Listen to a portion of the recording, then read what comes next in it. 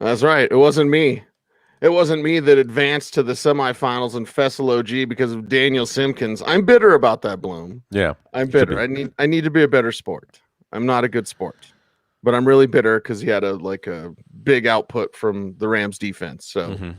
that's all I did last night in talking fantasy football with Nick Ferguson, as I just complained about the Rams defense. It's I was good. like, oh, I got beat by 30 and the Rams defense scored 30. Yeah, really. Thanks.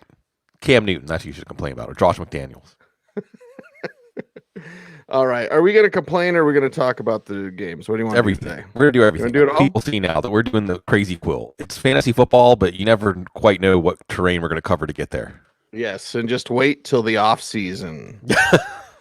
It's a spoiler alert. Yeah. Let's get back into these games. Chicago and Minnesota is the next game up that we're going to preview. And the Chicago side is like David Montgomery.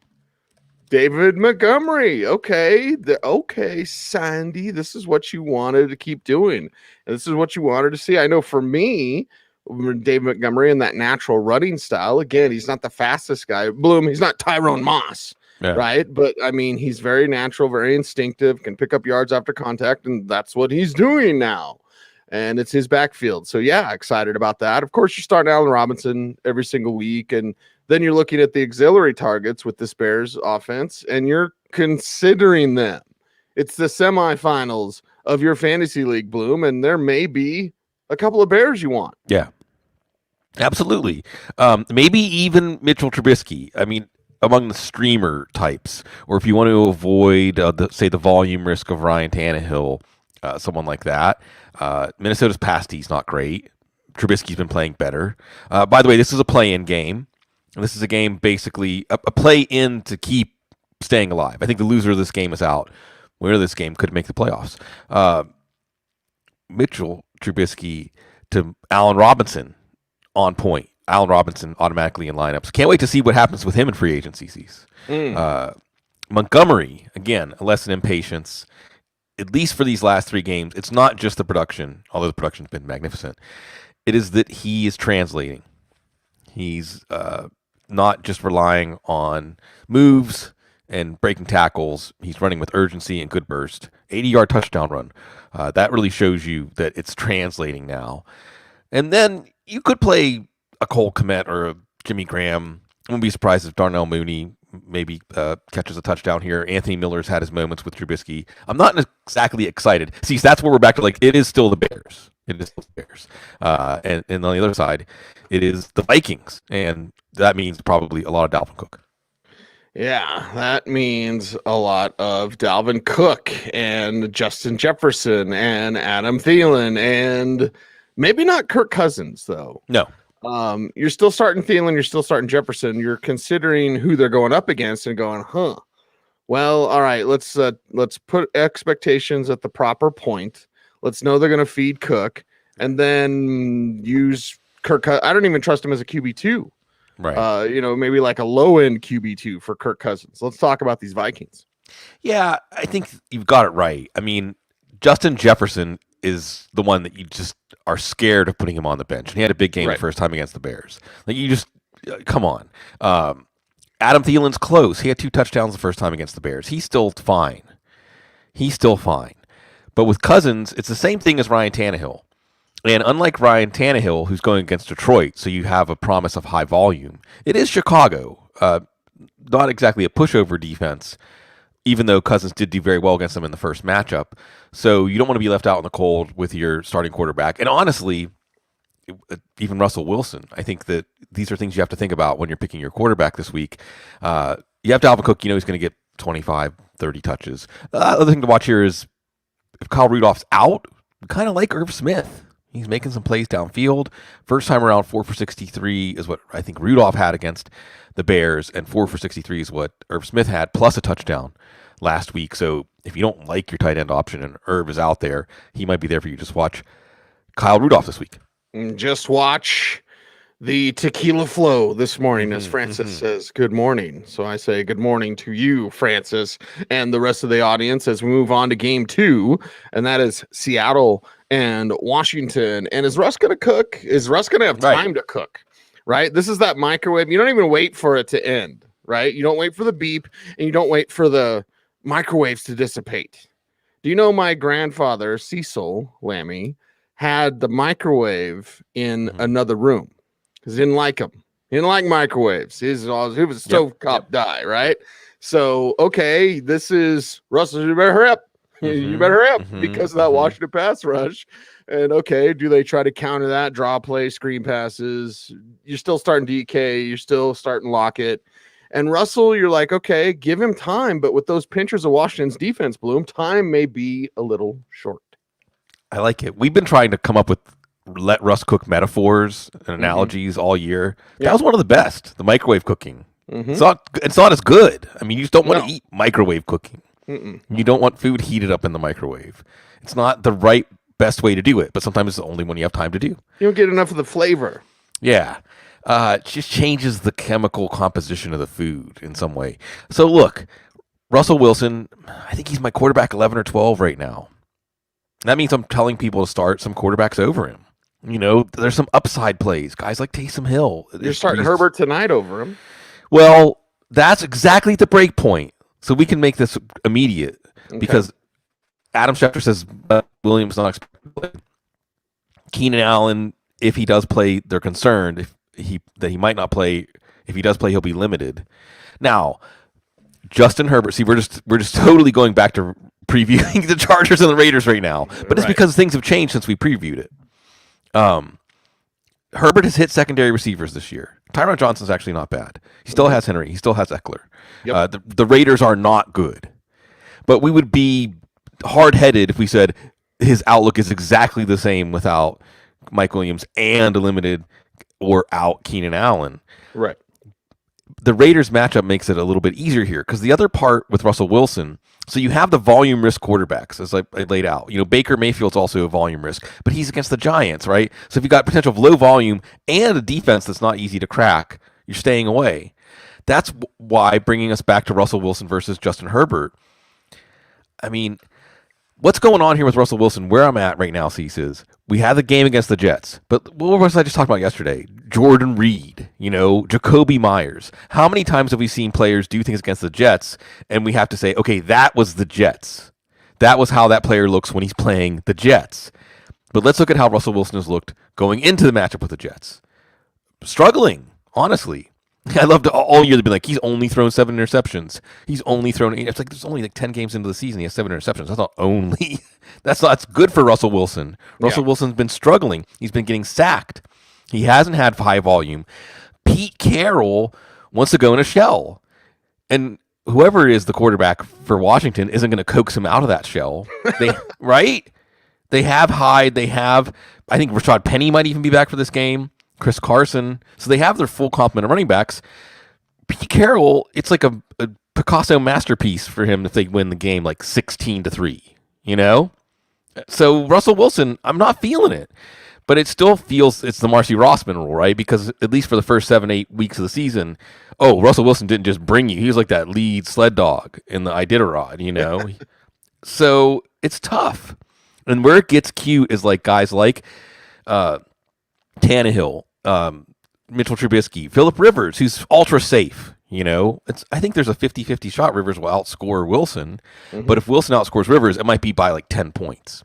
That's the thing. So week 15 matchups. Can you tell that I've been prepping for my semis and I'm overthinking every single one of my decisions? That's what fantasy football is about, overthinking. Like we were talking about before the show, there's a certain kind of person that's drawn to fantasy football. There is. Navel gazing, there's a certain kind of waistline that's drawn to fantasy football. That's true. An expanding waistline. It is a shape. Round is a shape. So it's why we wear our sweatpants. So look, you're going to go with Chris Carson here, even though Penny could be back in there. You're going to play Metcalf. And Lockett is another guy, a little bit easier than Wilson to start because you're afraid of what you'll miss, because we've already seen it demonstrated a few times. And you could absolutely see if the idea is get the ball out quickly, if Tyler Lockett is running short routes that he can get free after the catch. Because the exciting thing about Washington is you can see some players get free in the secondary. If those plays are there, I think Lockett could be exciting, and there's no way you're benching DK Metcalf at this point. So we'll see. I also got to mention again, every time I see Seattle, Washington, I just think of Robert Griffin III. I just think what could have been. You can feel it sometimes, Cease. When a player gets hurt, you can feel that it's bigger than just their season. It's their career really that was altered. And what he was doing, it was almost like he was messing with the football gods because he was taking it to the Legion of Boom. Yeah. He was taking it to him, man. And then he gets hurt. Yeah. And then he's never the same. So it's almost as if the football gods were like, no. Right. Prometheus. We have a destiny in place. Yeah. And you're not part of that. No. Let's talk Washington side. Who's the quarterback? Right. It's Thursday morning, full disclosure. Antonio Gibson's not going to go. That makes me sad. That's why I lost in Festival G Bloom, is I lost my Antonio Gibson mojo. All right. Because I didn't have any running backs, but of course I had Antonio Gibson and James Robinson on the waiver wire. It was great. I'm the guy who always talks about the past. When I was in high school, we went to that championship. Anyway. Al Bundy. Right. Exactly. So it's Washington. It's Terry McLaurin, but it might be Dwayne Haskins throwing to Terry McLaurin. We've seen it. Okay. And it's been good, but adjust accordingly with this quarterback situation kind of up in the air. You're not really trusting Peyton Barber. Well, JD McKissick, if you knew it was Alex Smith, you'd think, okay, there's something there. So it's interesting when you don't know who the quarterback is on Thursday to try to pick any Washington football team members. Yeah, well, one thing we do know is it won't be a productive. Forget about the Seattle matchup on paper. It's not going to be a productive game for Washington. Yeah. So let's just get right down to it. Quarterback. If it's Haskins, you like Terry McLaurin more. Terry McLaurin is a player that I'm likely to be projecting, maybe at 90 or 95% of where I would before his last two duds. So I'm not going to let that persuade me too much to tell you to bench McLaurin. I just think the talent is too good. It's a Miles Sanders plus situation because it isn't even like he's been slumping all year or the players around him have been slumping like Sanders. It's just a minor lull. There's no reason to think. I know McLaurin's been on the injury report, but I'm not going to tell you to bench Terry McLaurin. But it helps if Haskins, his college quarterback, is out there. With Smith, J.D. McKissick, that's music to your ears. I think that McKissick showed last week he could be a really good runner too, by the way. McKissick is just one of those underrated guys. I think comes in undrafted, bounces around the bottom of rosters. He can play. He's like Justin Forsett. We waited for like 6 years before Forsett had 1,000-yard season. Right. He's like that guy. Yeah, absolutely. And he fits well into offenses that spread the field. He fits well as a good check down target. And then there's Logan Thomas. And I'm inclined in this terrible year at tight end to say, trust Logan Thomas. I mean, if someone said to me, Hunter Henry gets a little more complicated if he can get more targets, a narrower target tree, but just someone who hasn't been getting it done for you, but Evan Ingram or something like that. Well, yeah, you're going to play Logan Thomas over him. He had his game of his career a few weeks ago, and probably you like him better with Alex Smith, but still you expect him to get a lot of opportunities in this one. And hey, if we peak early, like Al Bundy, you peak in high school, at least you peaked. At least there is a peak. Right. Okay, I like it. That's good perspective this morning. Jacksonville and Baltimore. Do we have to talk about the Jacksonville side? Mm-hmm. I mean, James Robinson, sure. And littering and Jacksonville. Let's go. Yeah, Gardner Minshew's back and continuing to make that resume. I guess we can redefine when Minshew started to slump. Was it the thumb? It is a Baltimore secondary that's banged up. Comes out of that game. I mean, there's that 42 hung on him. So, Baltimore's proud defense, not so proud. Maybe Jacksonville can be a plucky underdog here, at least in a 2-quarterback superflex league. Minshew has some potential. Baltimore's defense is weary too, after facing Chubb and Hunt. And I think that you absolutely have some potential here with James Robinson. A lot of James Robinson teams in the semis. What happened, Cease? He made the waiver wire pickup of the year in the Rams defense. With James Robinson, I think you could see James Robinson have a really good game. And gotta love Keelan Cole. We kept coming back to Keelan Cole. Has that chemistry with Gardner Minshew. DJ Chark, I feel like, he's that talent play, again, like Miles Sanders, that talent play. But at the same time, he and Minshew, or maybe their relationship is on the rocks. And he hasn't been doing anything, even though the targets have been there. I think if we're talking about Jacksonville Cease, we really just need to start talking about Justin Fields at this point. And who we're going to like with Justin Fields next year. It seems pretty locked in that is the future. I bet he makes Visca a playmaker. Yeah. I bet he makes Visca, snatching up Visca in all the dynasty formats that I didn't get him in the first place. Yeah. Baltimore side. Okay. They can do what they want, but what do they want to do, and who the hell's going to be available, Bloom? I'm sick and tired of this Baltimore. Like, okay, do whatever you do. Whatever you're doing, Baltimore, it's not working, right? Because every time we turn around, it's like this guy, all on the list, over here, list, that list. Oh, God, Baltimore, figure it out, dudes. Come on, seriously. So, okay, we're going to talk about Gus Edwards. What do we want to do? Let's talk about J.K. Dobbins. Like, okay, Mandrew, of course, if he's there or whatever. Like, all right, Baltimore, go do something. Yeah, and they know what to do. If there's any change with Marquise Brown, Miles Boykin, all on the COVID list, James Prochet, he wasn't really playing a big role. It would they're going to run the ball even more, right? What's exciting here is we've been waiting for it all year. The Ravens offense was beautiful last year. I mean, just watching football for the aesthetics, it was tremendous to watch, and that showed up in the fantasy football results. And this year, again, the emblematic moment was Lamar Jackson saying, I feel like the defenses know what's coming, Because last year, it felt like even when you knew what was coming, you weren't going to be able to stop it. And that's what we saw against the Browns. So that was exciting. Lamar coming out of the locker room, see someone say, I've had cramps during a game. That's not the walk you have after you had cramps. Anyway. The way he's coming out of that locker room. That's the Ravens offense. Swagger coming out of the locker room. It's late in the game. It's late in the season. They're on the ropes. That's why you have to like playing Lamar Jackson in this one. In the Lamar Jackson or questions, I mean, it might just be like Mahomes ahead of him this week. Because they're playing for their season every week now. And can't you feel that unlike last year when the season was slipping away against Tennessee in the playoffs, that last night, a couple nights ago, feels like that game just was that big.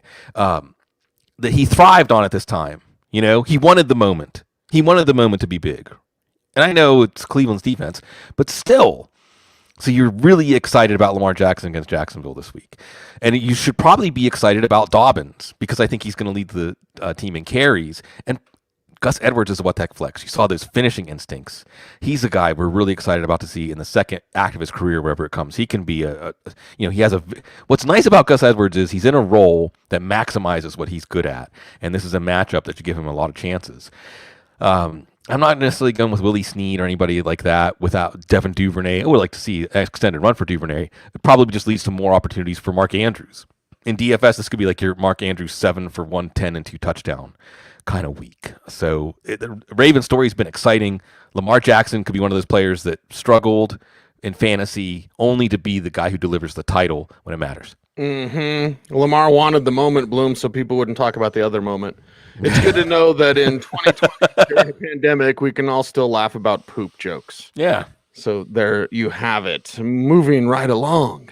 And it's the Jets and it's the Rams. And it's the Jets side. Do you really want to start any Jets? No. I don't know. See, remember as a kid growing up, watching like Mel Brooks movies? Sure. You're a fan, Blazing Saddles and the producers and stuff like that. I mean, the Jets kind of feel like, the King, Spaceballs. The Jets feel like a Mel Brooks movie, right? like a farce of a franchise, right? Mm-hmm. Right? Like you're laughing, like even how can you not? I mean, the only thing that it's a tragic comedy because it's a tragedy is for the players, for Sam Darnold, that's the tragedy. No, you're not playing anybody. Michael P. Ryan's going to be back. Take a look at him. Hey, Josh Adams continues to do stuff when he gets touches. Denzel Mims could be back. You get to watch him. Yeah. And we'll see. We'll see who takes this franchise over. We'll see what happens with Sam Darnold. This is a chance to, take a look at Sam Darnold. If there's going to be some interesting quarterbacks. You talked about it. Like Matthew Stafford could be on the market. I think it's obviously Sam Darnold could be on the market. Yeah. It's going to be interesting. I feel for Jets fans. I feel for them. Joe Namath reels them in like 50 years ago. And then since then, it's just been a farce. Yeah. You got something. And it doesn't go away. And Adam Gase thinks it's serious. You know what I mean? Mm-hmm. Like they're a farce, he's not in on the joke, and he's not in on it. What are you guys doing? Let's go. Why is everyone laughing at me? Right. Listen to me. I'm the smartest guy in the room. The Rams side of things, Bloom, and let's talk about the Rams defense because they're going against the Jets. So it all comes together. Yeah. It comes together when you go with Cooper Kupp and Robert Woods. And if you want to roll dice on one of those tight ends, sure. It's the Jets. Cam Akers, RB2. Go. It's the Jets. Rams players. You got them. You're starting them. Yeah, it's the Jets. And look, Jared Goff, I suppose, goes in that volume risk bucket with Tannehill and Wilson and so on. But it's the Jets.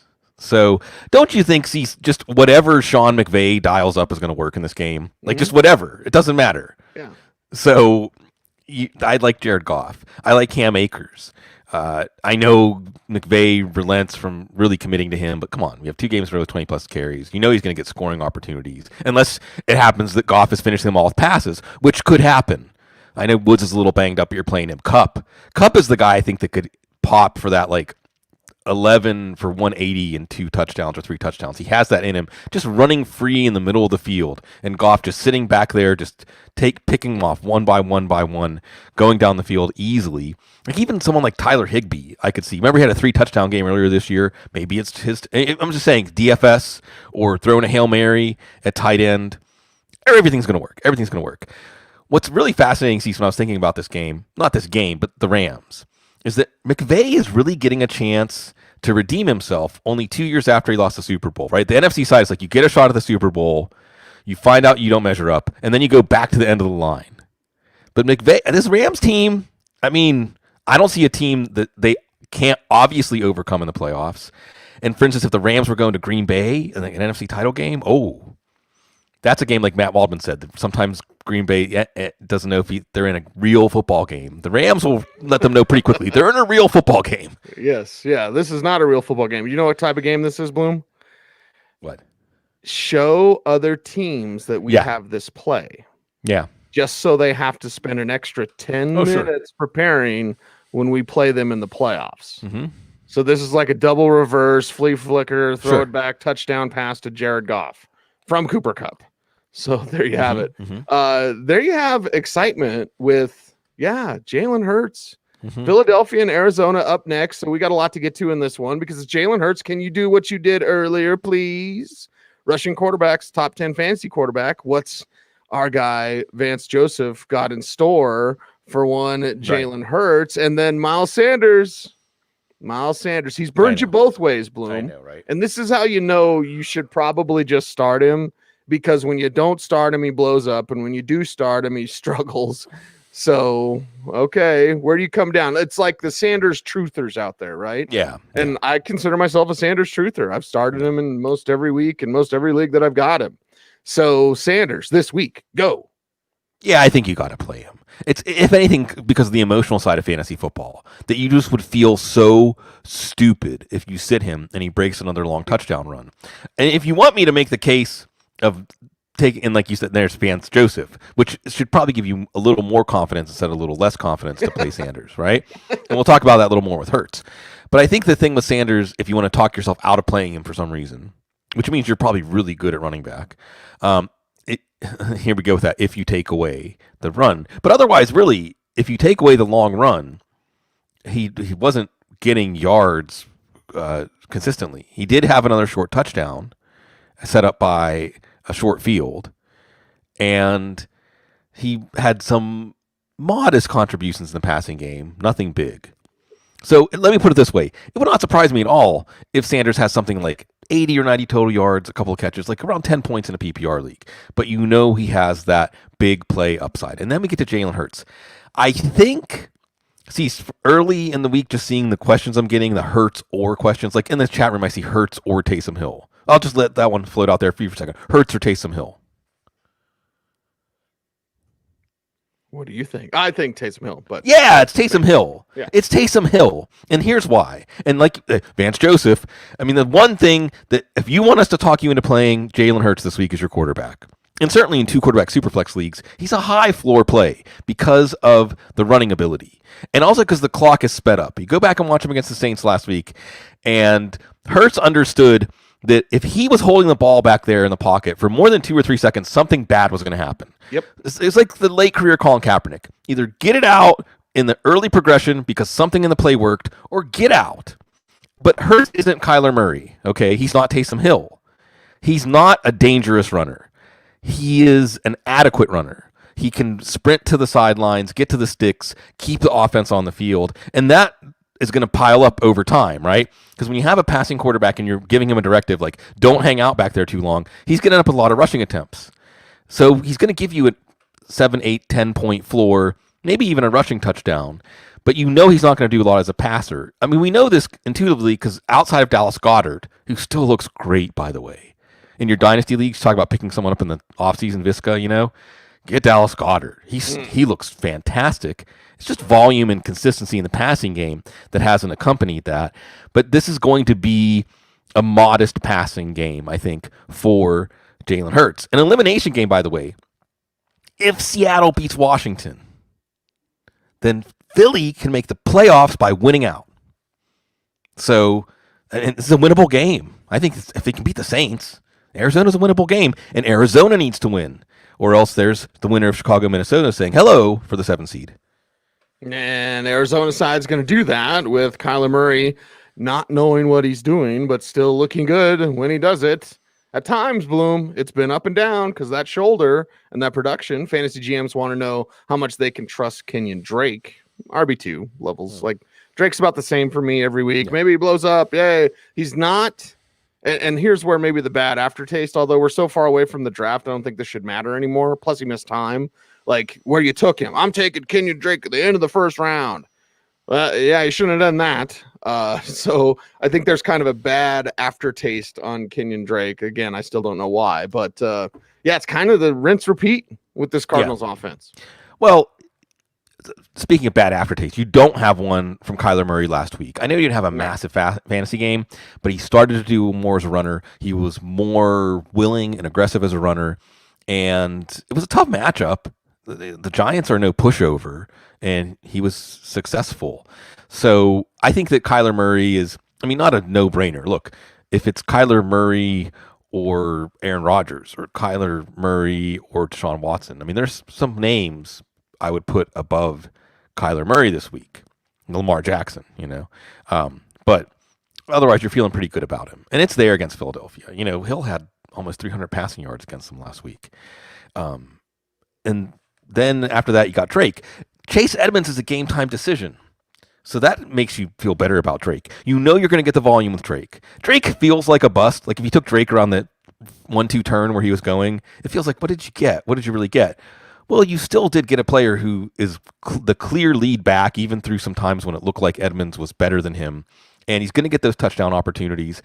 With Kyler Murray not quite as aggressive as a runner as he was when he was gobbling up all those rushing touchdowns, that gives you a little more upside. So I think you like this. You would like Arizona to at least knock on the door for a few scoring opportunities and Drake to get 1 or maybe 2. DeAndre Hopkins restoring faith here. And not that there's anything to worry about here with the match. Poor Darius Slay. It's been a long year for him. At least he's not stuck with Matt Patricia. At least the Lions aren't stuck with Matt Patricia. And then there's old Dan Arnold. And look, if you're in a non-PPR league, look, if you get a touchdown from your tight end, you're feeling good in a non-PPR league. Like, just give me a 1 catch for a touchdown, and I'll take it. And Dan Arnold has been doing that. He's had 2 catches for 2 touchdowns even. So he's getting red zone looks. I wouldn't be shocked at all if he scores again in this one. By the way, Bloom, speaking of non-PPR leagues, would you believe that Kenyon Drake is the number 11 fantasy running back? Right. So you took him at 11, and he's performing like that. So, yeah, there we go. All right. Is flexing not a thing? Flexing? Like, seriously. Like flexing. Well, like flexing, but like they can't move Chiefs, Saints to Sunday Night Football. Oh. Like, seriously, like we have to talk about the Giants and the Browns after this. Right.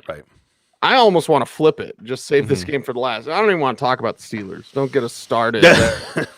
But yeah, we got to talk about it next. It's the afternoon game. Everybody be blah, blah, blah, blah, blah.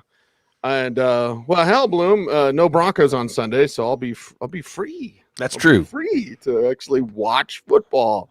Kansas City and New Orleans is what we'll be watching in the afternoon, and we will not be turning that dial. Of course, there's not much else on. There's only 3 afternoon games. So, Kansas City, New Orleans, Kansas City side super easy. Okay. Yeah. It's always the same. So start them. Okay. I guess we could talk about auxiliary guys, Demarcus Robinson or Sammy Watkins or whatever. I honestly just want to talk about this game and just watch this game because it should be spectacular. Yeah, you're right. For fantasy, there's not a lot of wrinkles here. Lots of Hill, Kelsey, Mahomes teams alive, all in lineups. Clyde Edwards-Helaire, he had a 2-touchdown game. I think it was against Vegas. I might have misquoted I'll flex him. that. I'll flex him this week. That's fine. Yeah, but I mean, so I'll give you one that I got stumped by a bit. Our man KGB brought up the idea of like, what about someone like Raheem Mostert, who is going to play, and we know he's not healthy completely, but he's also playing Dallas, and it's so easy to picture him busting off a 70 or 80-yard touchdown against Dallas versus a Clyde Edwards-Helaire, where you know he's more likely to get, say, 15 to 18 touches, but all year he hasn't been doing much with them. He hasn't done what Mostert has done with his touches, and the Saints are a tougher matchup. So I guess what it comes down to is I'm not going to be the one coaxing you into playing Edwards-Helaire. It's the Chiefs' offense. I wouldn't be surprised if he had a 2 or 3 touchdown game, but I've been saying that all year, and he's had 1 multi-touchdown game. And he's not even scoring touchdowns regularly. That's what's kind of shocking, is you just thought Chiefs running back. See, even if it was someone different every week, you thought Chiefs running back was going to score a lot of touchdowns this year. Right. Mm-hmm. And it just hasn't happened, partially because of Patrick Mahomes. And that's it. And Patrick Mahomes, because the Chiefs have changed this year, Bloom, where they're not putting the foot on the gas if they have to. right? Unless they have to. If they can just win a game like standard wise, not really show you much, not really do much, that's what they're doing. That's why Mahomes doesn't have 70 touchdown passes. And that's also defenses were inviting them to do that. And they were saying, okay, in fact, some of the best games Edwards-Helaire's had is when he's run the ball like 25 times, which is the last thing we thought they drafted him to do, you know? Right. So it's just been a kind of perplexing season. But again, if Edwards-Helaire goes off for a couple of touchdowns or finally has that 60 or 70-yard reception, because it's really Damian Williams. The other thing you have to say is we're missing Damian Williams. Maybe there was something about the intersection of Williams in his game and these plays that, because I thought Edwards-Helaire, at least as a receiver, was going to find lots of room to run. And it just hasn't been happening. But this is going to be a tremendous game. Mahomes in the Big Easy. It's a real shame, with fans this year, because it's only going to happen once every 4 years, except I don't know when the Super Bowl's in New Orleans again. It's just fantastic what we're getting to see Mahomes do. And see, so I want to say this. You really feel like he's not even close. What did Deshaun Watson say about Kiki? He's not at his limit, He's not close to his limit. There's better football in the future for Mahomes, I think. I mean, this is still, he's still, like, talk about Kyler Murray. What's Kyler Murray going to be like when he knows what he's doing? Mahomes knows what he's doing a lot more than Murray, but there's an element to Mahomes' future growth that you have to factor in. And that's just exciting because you can use it as a cliche. Oh, he's doing things we've never seen anybody do. No, really. He's doing things we've never seen anybody do on a football field. Right. And you know when that happens, Bloom? When? And I don't necessarily want to see this because it'll be a while from now, but it's when Kansas City's paying him all that money and can't afford anybody else. Like right now, they've been able to keep their assets, right? And they've got a deal done with Chris Jones, and they found all these ways. And so there will be a time where it's like Mahomes and the nobodies. Mm-hmm. And when that's the case, that's when he's going to throw like 60 touchdowns. Mm-hmm. It's going to happen. Mm-hmm. It's going to happen. I want to see it. I just don't want to see it for a while now. The Saints side. Do we know if Drew Brees is not going to play? Bloom, you're down there. I mean, depends who you ask. You know, because they kind of went back and forth. It changes some things. Although there's Sean Payton wanting to hit everybody over the head with Taysom Hill as a passer. Yeah. So let's talk about these Saints and what they could do. This should be a track meet. A lot of people are expecting it to be a track meet. Does Taysom Hill have his track shoes ready? Yeah, I think so. With Drew Brees, look, it depends on who you ask, but this is the kind of language we're hearing about Drew Brees. He's going to push to play. Does that sound like he's going to play? No. He shouldn't push to play. You had 11 broken ribs. I know. Okay. Yeah. So, and look, if it's Brees, then we'll probably trust our pass options here a little more, like Sanders and Cook, but we won't trust Brees. I would not play Brees because there's a high risk of him going out there and Chris Jones landing on him and him going, and then we see Taysom Hill again, Right. So I think it's going to be Taysom Hill. And again, it's 2020, man. Like a month ago or 2 months ago, like September season or preseason, let's go back in August. If back in August I said to you, one of the hardest decisions in fantasy football in week 15 is going to be Taysom Hill or Russell Wilson, my God, we would have all laughed. We would all spit our water out at that idea. Yeah. Who are you going to start at quarterback in your fantasy semis on the line? Taysom Hill or Russell Wilson? I don't know. And it's almost like something about not wanting to offend the gods. Talked about Robert Griffin III offending the gods. Like, you just don't want to offend the fantasy gods, and maybe that's why you play a Russell Wilson. But how in this game is Taysom Hill not going to rack up numbers? Kansas City's going to score against New Orleans. Kansas City's going to put points up against New Orleans. Taysom Hill is a dangerous runner. He's a dangerous runner by design. He's a dangerous runner as a scrambler. Taysom Hill is actually making progress as a passer. Is he an advanced passer? Is he a plus passer in NFL quarterback terms? No. Is he adequate? Is he better than Tim Tebow ever was? Already. Yeah. Already. Mm-hmm.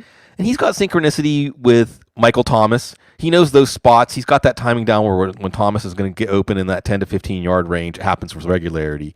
He's got some confidence. You saw him with that touchdown against Jared Cook, trusting. That's what you do with Jared Cook. Put the ball up somewhere around the big man, and part of the play, he's likely to make it. The easy plays are the ones that he messes up. Emmanuel Sanders, still at age 33, getting open deep. Still. And Taysom Hill can hit him. Actually has more range than Drew Brees. Oh, and Alvin Kamara had 7 catches last week. Now we're getting him involved. How is this not one of the plays of the week at quarterback? Because of the game script. I know the matchup can be tough. I know Steve Spagnuolo. There might be a stretch. Even if in the first half, just like last week, the offense sputtered in the first half against Philadelphia and Jim Schwartz last week, he still had about a 20-point fantasy day, mostly in the second half of the game. So I think you have to like Taysom Hill here. Of course, you have Kamara and Thomas in. Sanders has that deep ball potential, and Jared Cook has the touchdown potential here, even with Taysom Hill. So I think with Kansas City, you have New Orleans in a situation here. They're not going to get the bye. Right? It's just Green Bay plays Tennessee next week, so that's where there's hope. Is that maybe they could win out, and Green Bay loses to Tennessee. But in reality, you're just thinking about getting Drew Brees healthy and making the last run with Drew Brees. So you just want to look like you belong on the same field as Kansas City, right? You just want to leave that impression. You belong, just like Cleveland for a while felt like that was all they could shoot for against the Ravens, and then that game became so much more. So you want that, and Taysom Hill.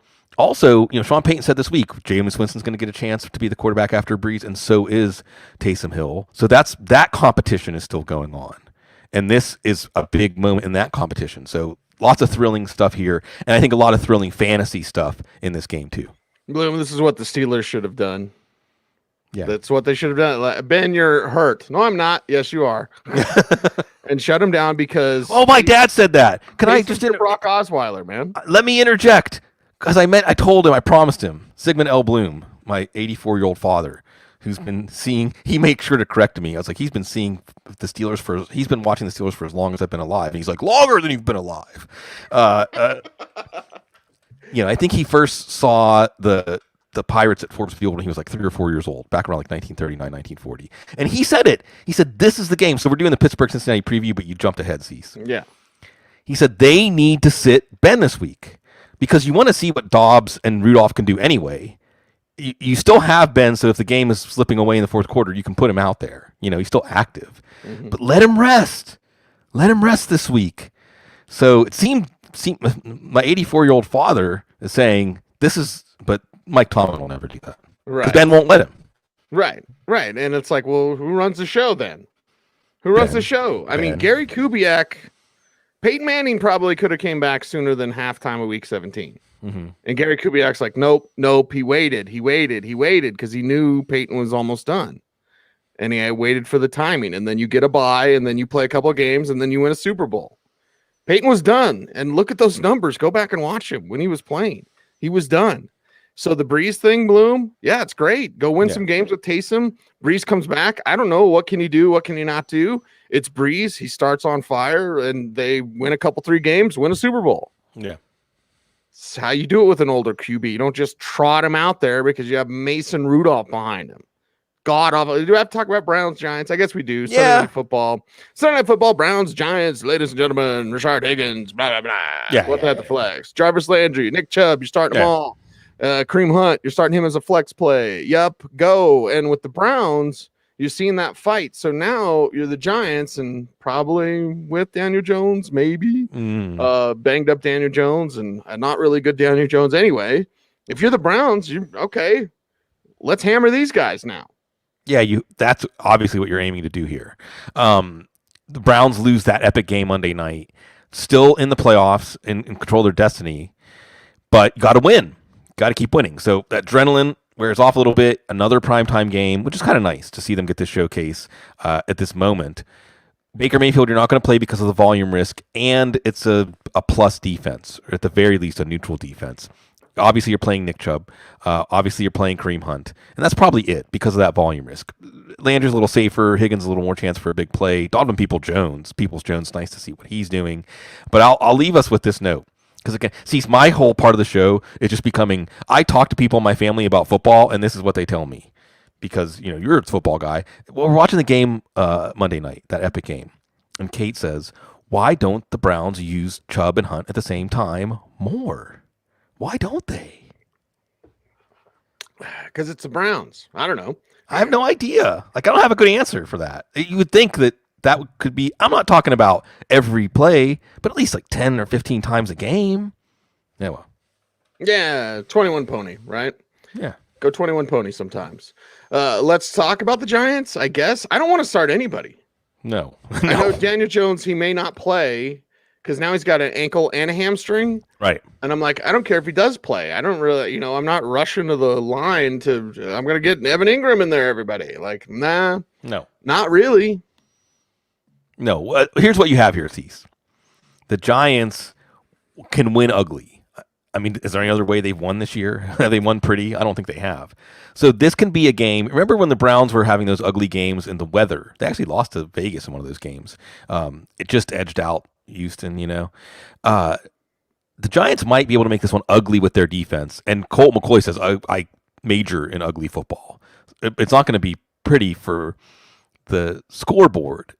Maybe that makes Wayne Gallman a consideration. What you like about Wayne Gallman is he's still running well. He still ran pretty well last week, even though they got blown out. Before that, he had scored in 4 straight games, I think. He broke off some big runs with Colt McCoy at quarterback in Seattle to help key that win. So if they can stay within shouting distance, Gallman could be okay. Probably will catch a few passes. But yeah, in the end, you look at Cleveland's defense. You're like, I want to get Myles Garrett in my lineup this week. Can I play Cleveland's defense against the Giants? That's what I want. That's what I want. And I don't want to talk about the Steelers. I don't. But we will, Bloom. We will do that. Because it's not just Ben. Yeah. It's not just Ben. It's Deontay dropping passes. I love him, man. I love his game. Dropping passes left and right. You can't trust him. Ben needs that trust target like he did with the young Antonio Brown or a young Emmanuel Sanders. Those guys, it's like, okay, I'm maybe not going to throw to as much as you want, but when I do, you better catch it. Deontay's not doing that. He's trying to do too much before he even secures the ball, so he's dropping passes. Juju's like pretty boring, Okay, hey, Juju, whatever. Yeah. Chase Claypool's exciting, but he's more of a what the heck flex for me. Like, all right. And it's the Bengals. I know he could be more. He should be more, Bloom. But it comes back to Ben, and then it comes back to James. Like, I can't trust James Conner to finish a game, man. No. And if that's the case, if James Conner was full strength and he's going to figure 25 carries or whatever, then I'd feel really good about the Steelers. In this match, it's the Bengals, man. Come on. And it's the Bengals without Brandon Allen. Okay. Right. So it's like, okay, even with the Steelers defense super banged up, like, no, it's a great matchup. This is what you dream. This is what you look at the schedule for. And you go, week 15. Yeah. Against the Bengals. But James Conner can't finish a game and Ben's done, man. Yeah. I don't like it. They'll still win. I'm just not in love with it for fantasy. No, it's not a way to spend a Monday night. I still think Roethlisberger is a safe play. I mean, I'll pencil him in for 3 touchdowns and 250 yards. He had over 304 touchdowns in the first game. I'll diminish expectations a little bit because he's not healthy. I think Juju's the guy you got to play. Matt Waldman agreed vigorously that with the game kind of shrinking around Roethlisberger, Juju is that guy for him. And then I think Deontay Johnson, while he comes with risk, he had like 6 for 110 or one something in the first matchup. He's still a dynamic player. He just has to catch the ball. There's the risk he's going to drop the ball early and get benched again. But hey, even that happened last week, and he was at 4 for 40. So you can tolerate that for the big plays. The harder call here is Chase Claypool, who had 2 touchdowns in the first matchup, because Roethlisberger's downfield pass isn't great, and Claypool's playing the ball downfield isn't great. You could get short touchdowns. You could get a touchdown on that jet sweep like he's done a few times. So I'm not going to talk you out of playing Chase Claypool. And then there's James Washington too, who's deserves more playing time. But Ebron's I don't want to say he's a preferred tight end play, but he's another one. Like with Roethlisberger, just passing within 10 yards of the line of scrimmage, that's where Ebron sits down. And why doesn't Ebron get benched for drops? I mean, he offers less than Deontay Johnson. Right. It's like when they signed Ebron, like, we know you're going to drop the ball every fourth time. The Steelers. But look, if you want to get neurotic about the Steelers, Cease, don't try to out-neurotic me, because I'll get neurotic. You want to get neurotic? No, the problem is, like you said, they can't run the ball. No, I'm not playing Connor. If Connor is out, which I don't expect, then you're looking at Snell, if only because Snell has all that energy. And if he gets 20, 25 carries, because Tomlin will want that. Like when they're up 2 touchdowns in the second half, if it's Connor, he's probably just going to run into his line. If it's Snell, he's going to run to his line and grind out a couple of yards and maybe get a touchdown opportunity or 2. So I like Snell if Connor's out, kinda. But they can't run the ball. Connor had 13 for 36 in this first matchup, and they scored 36 points. But you're right, there's no trust for Connor. And also, by the way, if you want the final nail in the coffin of don't bring back Connor, unless it's like on a 1-year, $2 million deal like what Leonard Fournette got, don't bring back Connor. I have no idea what they're going to do at running back. I have no idea what they're going to do at quarterback next year. If it's Roethlisberger, that's not necessarily good news. You're also just seeing a team on defense that, okay, it's the Bengals, but next week against the Colts, against the Browns in week 17. Eric Stoner, time for me to quote Eric Stoner. He said, "Is this team like the 2007 Steelers team that lost 3 out of the last 4, lost to the Jags in the playoffs, one and done?" It feels like they've peaked. Speaking of peaking and being past your peak, I don't even know when the peak really was, because a lot of those games they were winning were close games. Maybe it's just the record made us think they're a lot better than they are. Yeah, but we knew. We knew. You always knew. Yeah. By the way, what were we doing during that Jacksonville? I was getting ready to streak down the strip. There was holding on that David Garrard run. Yeah. Terrible. And I think I was wearing a Lindell White jersey that night. You were. Yeah. You were. So there you go. Drinking tequila. And then you were wearing a Heinz Ward jersey. Yeah, and I had my Elvis, the TCB sunglasses too. Yes, that you then let me borrow. So there you go. Memories.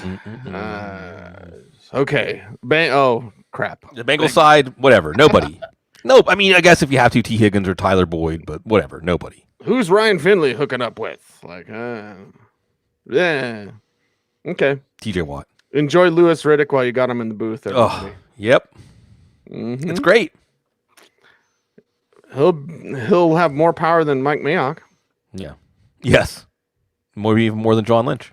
There you go. All right. What that flexes. You look over your lineups. You need some punch. Maybe punch you can trust. Bloom again, a little more conservative when it comes to fantasy playoffs and what the heck flexes.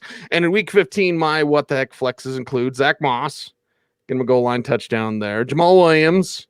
Don't forget about him. Raheem Mostert, we talked about a little bit earlier. What the heck flex worthy. Darnell Mooney. We started off the show with some Mooney love.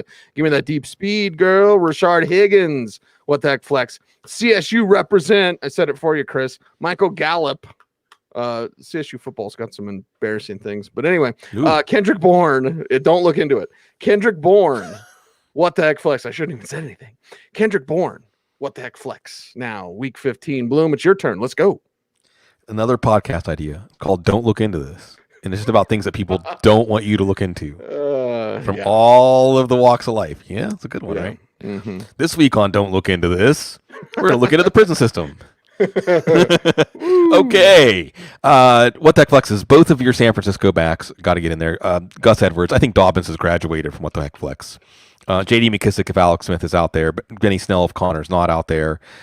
Damian Harris, I'm going to watch his practice participation. I just see the New England-Miami as a slugfest street fight. I almost had him as a what the heck. Yeah, well, because he's going to get 20 carries, right? I mean, unless Miami can somehow pull away from New England, he's going to get 20 carries. So that's the only reason you like him there. And then maybe Zach Moss against Denver, because you got goal line carries. You know, he gets that boa constrictor touches at the end of the game. Look decent last week.